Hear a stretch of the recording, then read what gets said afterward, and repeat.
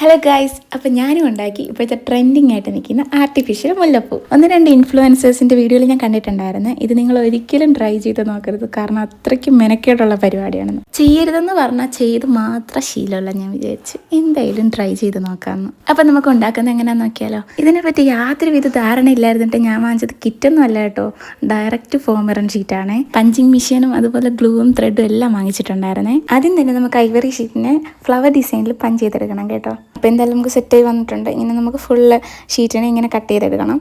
അങ്ങനെ 2 മണിക്കൂറിൻ്റെ കഷ്ടപ്പാടിന് ശേഷമാണ് കേട്ടോ ഈ കാണുന്ന രീതിക്ക് നമുക്ക് ഫ്ലവറെല്ലാം പഞ്ച് ചെയ്തെടുക്കാൻ പറ്റിയത്. അടുത്ത് നമുക്ക് ഒലീവ് ഗ്രീൻ ഷീറ്റ് എടുക്കാം കേട്ടോ. ഞാനത് ജസ്റ്റ് മാർക്ക് ചെയ്ത് വെച്ചിട്ടുണ്ട്. ആ സ്റ്റെമ്മിന് വേണ്ടി മാർക്ക് ചെയ്ത് വെച്ചതാണ്. വലിയൊരു മണ്ടത്തരം ചെയ്യാൻ വേണ്ടിയിട്ടാണ് കേട്ടോ ഞാൻ ഇത്ര കോൺഫിഡൻ്റ് ആയിട്ടിരുന്ന് വെട്ടുന്നത്. എനിക്ക് ഈ ജാസ്മിൻ മേക്കിങ്ങിൽ തന്നെ ഏറ്റവും പാടായിട്ട് തോന്നിയൊരു കാര്യമാണ് കേട്ടോ സ്റ്റെം ഉണ്ടാക്കുന്നത്. ഇതാണ് കേട്ടോ ഞാൻ കാണിച്ച ഏറ്റവും വലിയ മണ്ടത്തരം.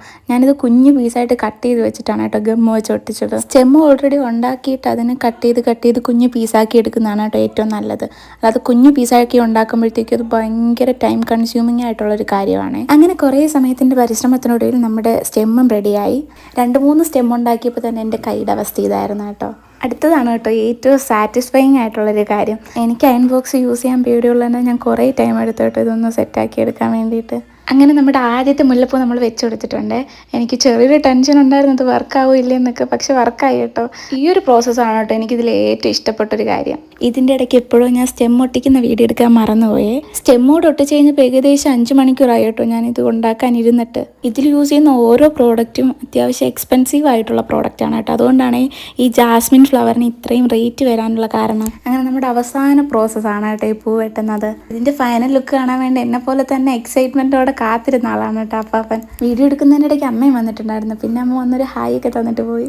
ഞാൻ ഈ ചിരിക്കുന്ന എന്തിനാന്ന് പറയാവേ, ഞാൻ ഇന്നലെയാണ് ഈ ഫ്ലവർ ഉണ്ടാക്കി വെച്ചത്. അമ്മ എപ്പോഴും റൂമിൽ വന്നപ്പോൾ ഇതവിടെ ഇരിക്കുന്നതും കണ്ട്. അപ്പോൾ അമ്മമ്മ ചോദിക്കുവാണ് ഇത് ഇന്നലെ വാങ്ങിയതല്ലേ, എന്നിട്ട് ഇതുവരെയായിട്ട് ഇത് വാടിയില്ലേ എന്ന്.